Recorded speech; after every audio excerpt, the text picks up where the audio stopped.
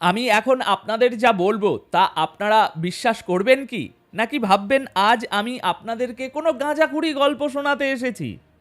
Donald Trump, হ্যাঁ, the Donald Trump, যে লোকটা সকালে ঘুম থেকে উঠে ইরানকে পৃথিবীর ম্যাপ থেকে মুছে ফেলার হুমকি দেয়, সেই ডোনাল্ড ট্রাম্প আজ ক্যামেরার সামনে এসে ইরানকে বলছে থ্যাংক ইউ, ধন্যবাদ ইরান। কি আপনার মাথা ঘুরছে তো? আমারও ঘুরেছিল, কিন্তু দাঁড়ান, আসল শকটা তো এখনো বাকি। ট্রাম্প বলছেন তিনি ইরানে হামলা করা বন্ধ করে দিয়েছেন, কারণ তার হৃদয়ে গলে গেছে। মানবিক কারণে তিনি যুদ্ধ থামিয়ে দিচ্ছেন। দর্শক, ট্রাম্প এবং মানবিকতা, এই দুটো শব্দ এক বাক্যে শুনে হাসবেন নাকি কাঁদবেন বুঝতে পারছেন না, তাই তো? কিন্তু পর্দার আড়ালে যে খেলাটা চলছে সেটা জানলে আপনার মাথা সত্যিই ঘুরে যাবে। একদিকে ট্রাম্পের এই নাটকীয় ধন্যবাদ, আর অন্যদিকে ঠিক এই মুহূর্তেই ইরানে উদ্ধার হয়েছে 60,000, আবারও বলছি 60,000 প্রাণঘাতী অস্ত্র। আর তেলাবিব থেকে একটা ফোন কল গেছে ওয়াশিংটনে, যেখানে ইসরায়েলের প্রধানমন্ত্রী বেঞ্জামিন নেতানিয়াহু, যাকে আমরা লৌহ মানব ভাবি, তিনি কার্যত কাঁপছেন। কেন ট্রাম্প হঠাৎ এত দয়ালু হলেন? কেন ইসরায়েল ভয়ে কুঁকড়ে আছে? আর ইরানের এই 60,000 অস্ত্রের পাহাড় কাদের জন্য জমানো হচ্ছিল? দর্শক, আজ তারিখ 18 জানুয়ারি 2026। সারা পৃথিবী গত 48 ঘন্টা ধরে দম বন্ধ করে বসেছিল। সবাই ভাবছিল এই বুঝি শুরু হলো। আমেরিকার এয়ারক্রাফট ক্যারিয়ারগুলো একদিকে পজিশন নিচ্ছে, অন্যদিকে মিসাইল লোড করা হচ্ছে।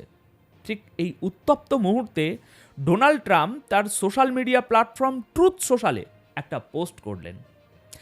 পোস্টটা পড়ার পর পলিটিক্যাল অ্যানালিসিসরা চশমা খুলে লেন্স মুছতে শুরু করলো। তারা কি সবাই ঠিক পড়ছেন? ট্রাম্প লিখলেন, ইরানের লিডারশিপ, 800 জনেরও বেশি মানুষের ফাঁসি কার্যকর করার কথা ছিল লিডারশিপের, কিন্তু তারা সেটা থামিয়ে দিয়েছে। আমি তাদের এই সিদ্ধান্তের প্রতি গভীর শ্রদ্ধা জানাই। Thank you Iran. মানে, ট্রাম্প বাবু, আপনি সিরিয়াস তো? আপনি একটা পূর্ণাঙ্গ সামরিক হামলা, একটা সম্ভাব্য বিশ্বযুদ্ধ থামিয়ে দিলেন কারণ ইরান 800 জন কয়েদির ফাঁসি স্থগিত করেছে। ডোনাল্ড ট্রাম্প কবে থেকে ইরানের অভ্যন্তরীণ বিচার ব্যবস্থার বা মানবাধিকারের এত বড় রক্ষক হয়ে গেলেন? দর্শক, সাদা চোখে দেখলে মনে হবে বাহ, কি মহানুভবতা। কিন্তু দর্শক, আমরা যারা জিও পলিটিক্স নিয়ে নাড়াচাড়া করি, আমরা জানি যখন কোনো সুপার পাওয়ার মানবিকতার দোহাই দেয়, তখন বুঝে নিতে হবে ডাল মে কুছ কালা নেহি, পুরা ডাল হি কালা হে। ট্রাম্প হোয়াইট হাউসের বাইরে এসে রিপোর্টারদের বুক ফুলিয়ে বললেন, আমাকে কেউ থামায়নি, আমি নিজেই নিজের বিবেকের ডাকে এই হামলা থামিয়েছি। যান গিয়ে রিপোর্টে পড়ে আসুন এই কথাগুলো বলেছে কিনা। তিনি দাবি করেছেন ইরানের এই 800 ফাঁসি না দেওয়াটা তাকে এতটাই ইমোশনাল করে দিয়েছে যে তিনি বোমারু বিমানগুলোকে ব্যাক গিয়ারে আনতে বাধ্য হয়েছেন। কিন্তু প্রশ্ন হলো, এই গল্পের ভিলেন কে আর ভিকটিমই বা কে? আসুন ট্রাম্পের এই দয়ার লেয়ারগুলো একটা একটা করে খুলি। দেখুন, ট্রাম্প যতই ক্রেডিট নিক না কেন, আসল ঘটনা সম্পূর্ণ উল্টো। আমাদের কাছে যে রিপোর্ট আছে তা থেকে একটা ভয়াবহ চিত্র উঠে আসছে। এই হামলা ট্রাম্প থামাননি, এই হামলা থামাতে বাধ্য করা হয়েছে। সেটা করেছে খোদ ইসরায়েল। অবাক হচ্ছেন তাই তো? হওয়ারই কথা। বেঞ্জামিন নেতানিয়াহু, যিনি সবসময় আমেরিকার কাছে যুদ্ধ ভিক্ষা চান, তিনি কেন এবার যুদ্ধ আটকালেন? গত দুদিনে ট্রাম্প এবং নেতানিয়াহুর মধ্যে দুবার লম্বা ফোন আলাপ হয়েছে, আর এই ফোন আলাপের টোন মোটেই বন্ধুসুলভ আড্ডার ছিল না, ছিল চরম আতঙ্কের। ইসরায়েলি ইন্টেলিজেন্স রিপোর্ট বলছে ইসরায়েল এই মুহূর্তে ইরানে পাল্টা মার খাওয়ার জন্য একদমই প্রস্তুত নয়। কিন্তু কেন? কারণ টানা লড়তে লড়তে ইসরায়েলের আকাশ প্রতিরক্ষা ব্যবস্থা বা এয়ার ডিফেন্স সিস্টেমের মিসাইল ভান্ডার এখন তলানিতে। তাদের আয়রন ডোম, তাদের অ্যারো সিস্টেম, সবগুলোর স্টক শেষ হয়ে আসছে। জুন মাসে যে পরিমাণ ইন্টারসেপ্টর মিসাইল খরচ হয়েছে, সেই স্টক সম্পূর্ণ করা এখনও সম্ভব হয়নি। নেতানিয়াহু ট্রাম্পকে পরিষ্কার বলেছেন, ডোনাল্ড প্লিজ এখন না, এখন মারলে আমরা মরে যাব। আমাদের ডিফেন্স সিস্টেম রিফিল করতে দাও, তারপর দেখা যাবে। কিন্তু ট্রাম্প তো ট্রাম্পই।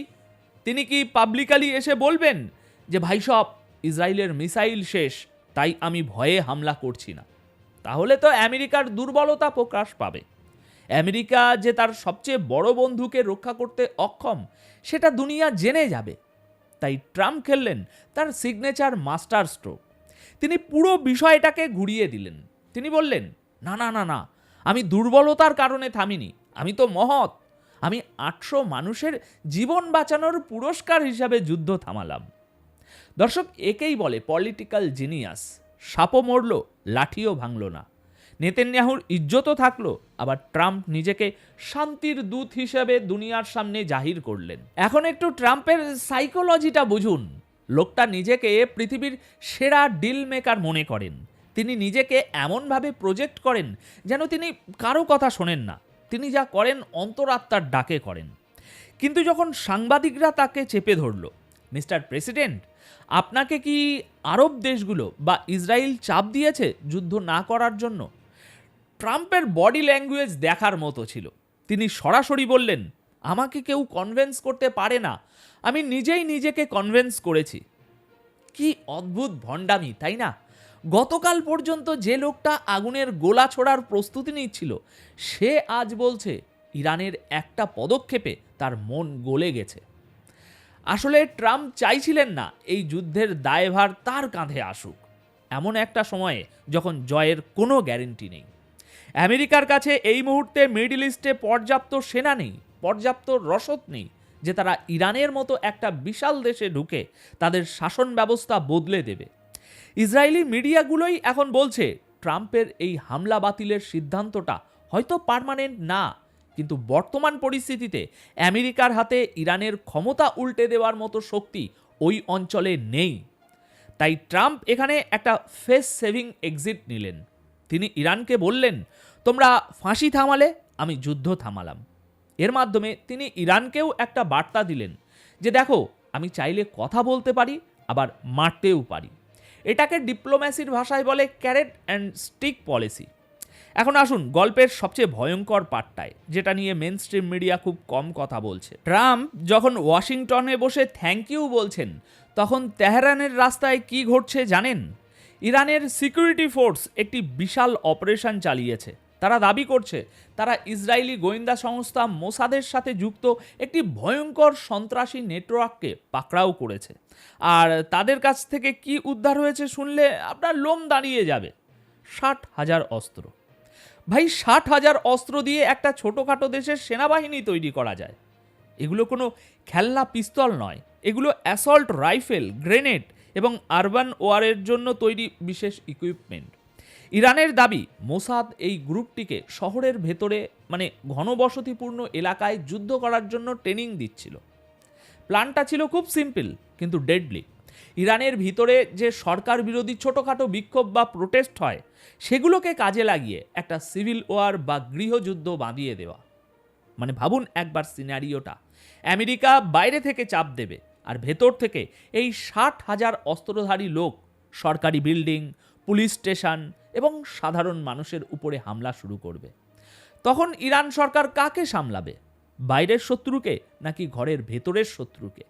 এই 60,000 অস্ত্রের চালান ধরা পড়া প্রমাণ করে যে যুদ্ধটা শুধু মিসাইল দিয়ে হচ্ছে না, যুদ্ধটা হচ্ছে ছায়ায়। ট্রাম্প হয়তো সাময়িকভাবে বিমান হামলা থামিয়েছেন, কিন্তু ইসরায়েল এবং আমেরিকা ইরানের ভেতর থেকে রক্তক্ষরণ করার প্ল্যান কিন্তু বাদ দেয়নি। এই অস্ত্রগুলো যদি সাধারণ মানুষের হাতে পৌঁছাতো, তবে আজ তেহরানের রাজপথ রক্তের নদী হয়ে যেত। ইরান সরাসরি অভিযোগ করেছে এই পুরো ষড়যন্ত্রের ব্লুপ্রিন্ট ওয়াশিংটন এবং তেলাবিবে তৈরি, এবং ট্রাম্পের এই শান্তির নাটক হয়তো এই গোপন অপারেশনের ব্যর্থতা ঢাকারই আর একটা কৌশল। তাহলে দর্শক, পুরো ছবিটা এখন আপনাদের সামনে পরিষ্কার। 1, ট্রাম্পের থ্যাংক ইউ একটা সাজানো নাটক। 2, আসল কারণ হলো ইসরায়েলের মিসাইল ভান্ডার শূন্য এবং তারা ইরানের পাল্টা মারের ভয়ে ভীত।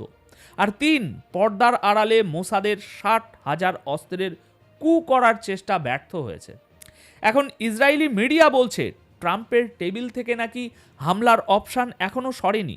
তারা বলছে এটা সাময়িক বিরতি, ট্রাম্প হয়তো সময় কিনছেন, ইসরায়েলকে আবার রিআর্ম বা অস্ত্র সজ্জিত করা হচ্ছে। যখনই ইসরায়েলের স্টোর রুম আবার মিসাইলে ভরে যাবে, তখন কি ট্রাম্পের এই মানবিকতা বজায় থাকবে, নাকি তখন আবার নতুন কোনো অজুহাত খুঁজে বের করে হামলা করা হবে? দেখুন, আমাদের বোকা বানানো হচ্ছে, আমাকে, আপনাকে এবং হয়তো ইরানকেও। এটা কি সত্যিই শান্তি, নাকি ঝড়ের আগের সেই ভয়াবহ নিস্তব্ধতা যা সব তছনছ করে দেওয়ার আগে আসে? ইরান কি ট্রাম্পের এই ফাঁদে পা দেবে, নাকি তারা জানে এই থ্যাংক ইউ আসলে একটা বিষ মাখা চকলেট? ট্রাম্পের এই শান্তি আসলে যুদ্ধের প্রস্তুতি। আমেরিকা এবং ইসরায়েল এখন সময় নিচ্ছে। যেই মুহূর্তে ইসরায়েলের এয়ার ডিফেন্স সিস্টেম 100% রেডি হয়ে যাবে, সেই মুহূর্তে এই 800 ফাঁসির মানবিকতা উবে যাবে। আর মনে রাখবেন, ইরানে যে 60,000 অস্ত্র ধরা পড়েছে, সেটা ওই হিমশৈলর চূড়া মাত্র। আরও অস্ত্র হয়তো অলরেডি ঢুকে আছে। তাই 2026 সালটা হতে যাচ্ছে ইরানের অস্তিত্ব রক্ষার সবচেয়ে কঠিন বছর। ট্রাম্প ডিল করছেন না, ট্রাম্প আসলে দাবার বোর্ডে তার শেষ চালটা দেওয়ার জন্য গুটি সাজাচ্ছেন। তো দর্শক, আপাতত এই প্রতিবেদন তাহলে এখানেই শেষ করব। দেখা হবে পরের ভিডিওতে।